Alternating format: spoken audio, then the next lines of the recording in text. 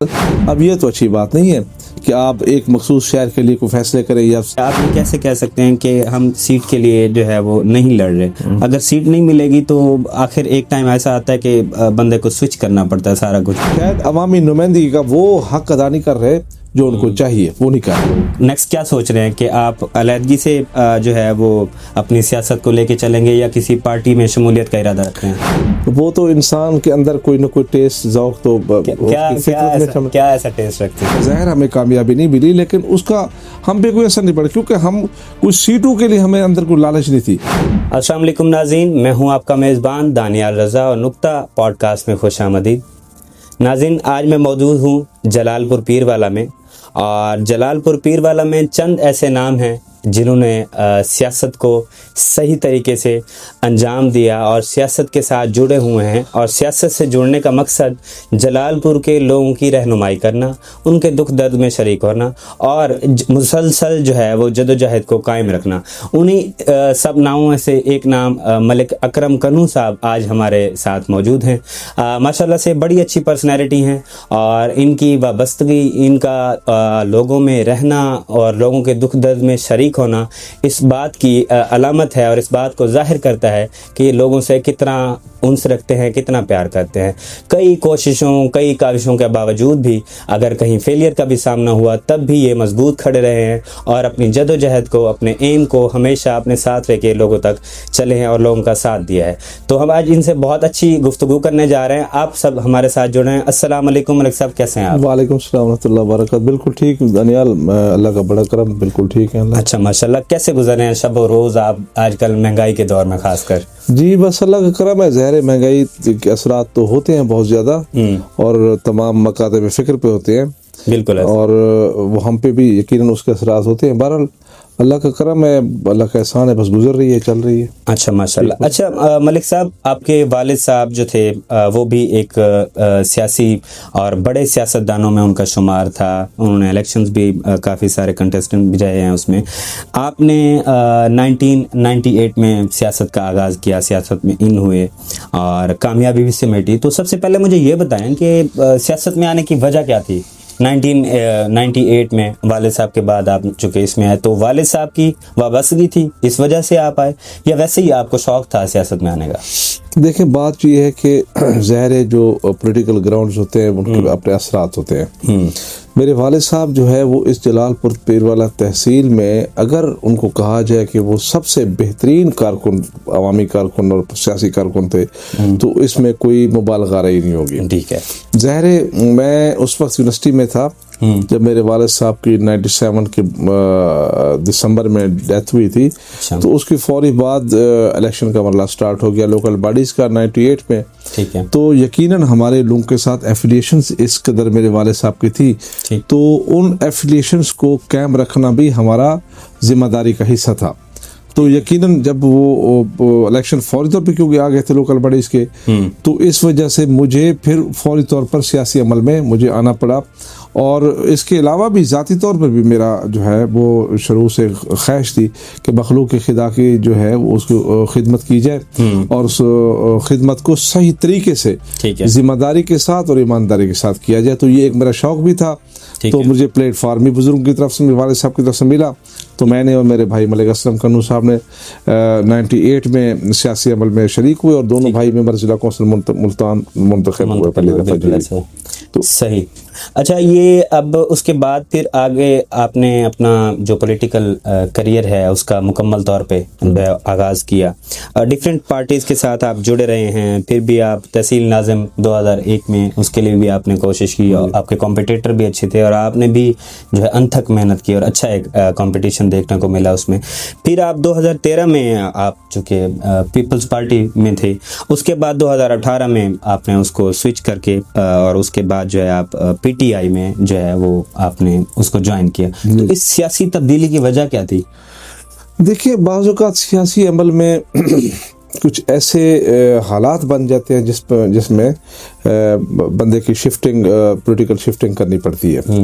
तो बाज़ औक़ात ऐसा लोकल जो हमारे हालात होते हैं उसमें पैनल्स का इशू आ जाता है और भी काफ़ी फैक्टर्स होते हैं। तो लिहाजा मैं स्टार्ट में 2013 में पाकिस्तान पीपल्स पार्टी की तरफ से इलेक्शन लड़े थे। फिर 2018 में जो है ना हमें पाकिस्तान तहरीक इंसाफ हमें टिकट मिला, उसकी तरफ से लड़े। तो कुछ ऐसा नहीं, बहरहाल वो हमारे लोकल हालात ऐसे थे कि हमें वो मामला उसकी तरफ जाना पड़ा हमें।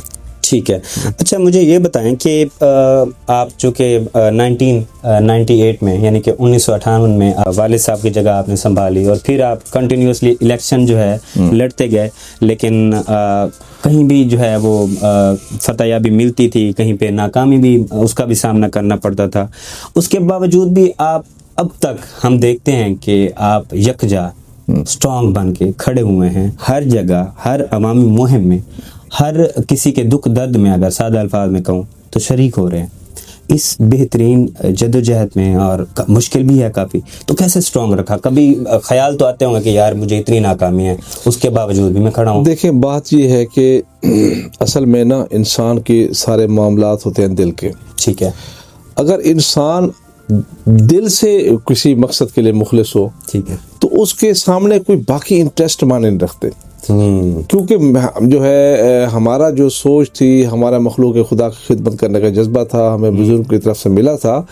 तो हमने कोई इलेक्शन सियासी अमल सीटों के लिए तो हम सियासी अमल में आए नहीं थे। ठीक है।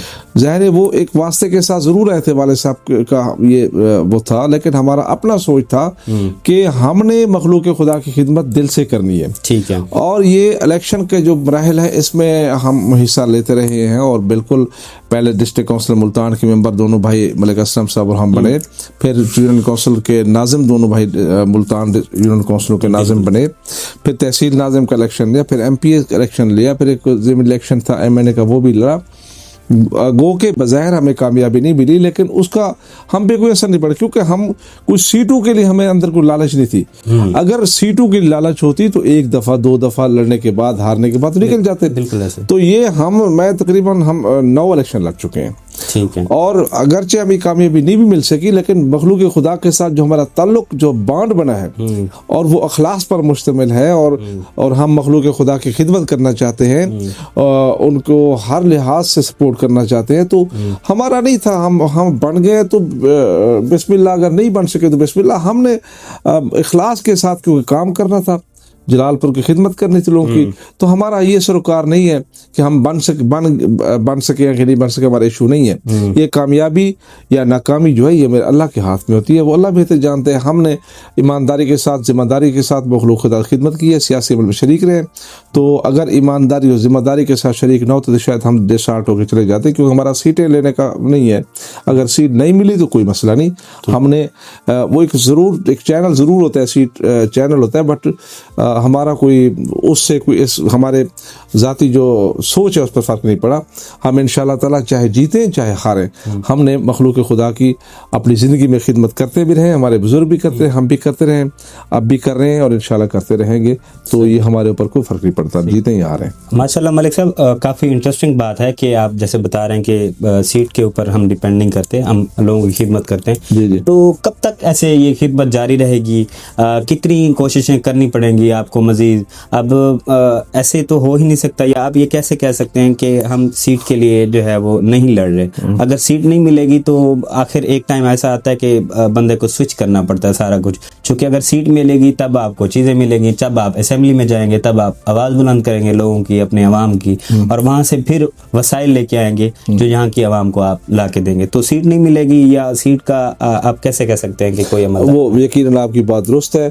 देखिए, मैंने अर्ज़ किया कि अब हम अखलास के साथ काम कर रहे हैं, तो हमें सीट अगर अब तक नहीं मिली तो उसका हमें कोई गिला नहीं है। ठीक है। लेकिन ये बात आपकी दुरुस्त है कि सीट जो है वो एमएनए की हो चाहे एमपीए की, वो एक बड़ा फोरम होता है, चैनल होता है, जिसके ज़रिए से आप जलालपुर की इलाके की खिदमत कर सकते हैं। बिल्कुल ऐसे। तो ये ख्वाहिश ज़रूर है कि हमने मेहनत भी की है और बहुत बड़े अरसे से सियासी अमल में खड़े हैं, स्टैंड किए, और हम कभी झुके नहीं, इधर उधर नहीं हुए। ठीक है। तो हम अभी भी स्ट्रगल कर रहे हैं। तो अल्लाह से उम्मीद है और ये अगर अल्लाह ने हमें सीट दे दी, हमें एमपीए या मैंने अल्लाह ने जो एमपीए का इलेक्शन लड़ते हैं, तो अगर मौका मिल गया तो यकीनन हम उस चैनल को, उस प्लेटफार्म का बेहतरीन इस्तेमाल करते हुए जलालपुर को डिलीवर करेंगे इंशाल्लाह, और दुनिया देखेगी कि हमने काम किया है इंशाल्लाह। सही, माशाल्लाह। अच्छा, जो पॉलिटिकल पार्टीज अभी जलालपुर पीरवाला में चल रही हैं, कुछ नून लीग के भी हैं, कुछ डिफरेंट पार्टीज के भी हैं, चूंकि अब नून लीग विन कर चुकी थी तो उसके कुछ पार्टिसिपेंट हैं,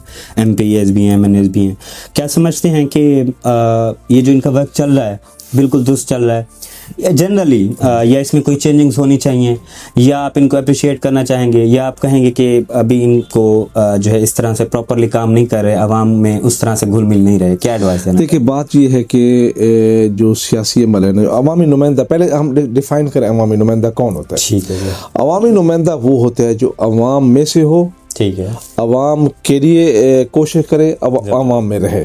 तो हम समझते हैं कि इस हवाले से तो हमारा जो है अल्हम्दुलिल्लाह, आप पूरी तहसील का सर्वे कर लें तो हम इस हवाले से तो हम सबसे बहुत आगे हैं। अच्छा, तो मैं समझता हूं कि जितनी बाकी हमारे पॉलिटिकल राइवल्स हैं, जो हमारे सियासी कारकुन हमारी पार्टी से हमारे साथ रहे हैं या हमारे मुखालिफ हैं, तो अगर वो अवामी हैं तो उनको चाहिए कि वो अवाम में रहें, अवाम के हालात को चेक करें, उनकी ज़िम्मेदारी के साथ उनके मामलों को देखें और उनको डिलीवर करने की कोशिश करें।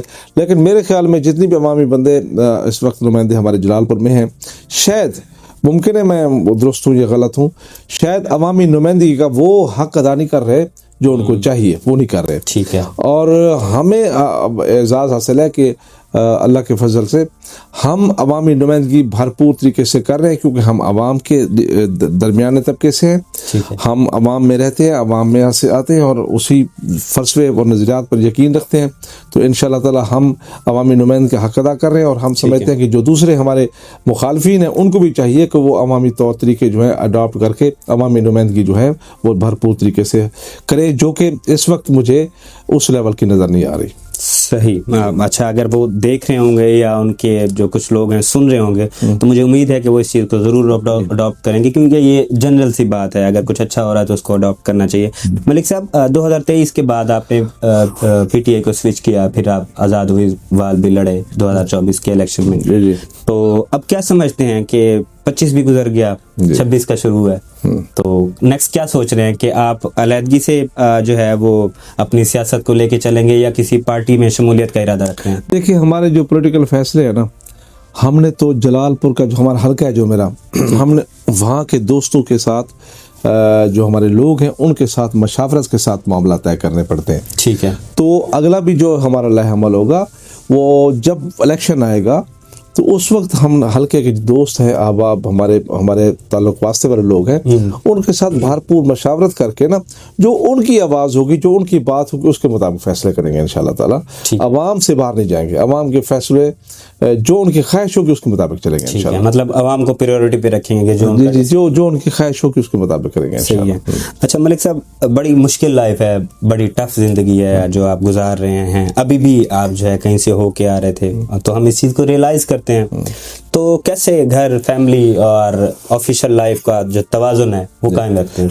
यकीनन फैमिली लाइफ जो है वो बहुत डिस्टर्ब होती है, और क्योंकि 24 घंटे में से बहुत ज़्यादा वक्त हमारा सियासी अमल में गुजरता है, सारा दिन दुख सुख खुशी गमी और लोगों के मसले मसाइल सारा दिन डिलीवर करते रहते हैं, चलते रहते हैं पब्लिक में, तो यकीनन जो फैमिली है उसको तो बहुत कम वक्त मिलता है।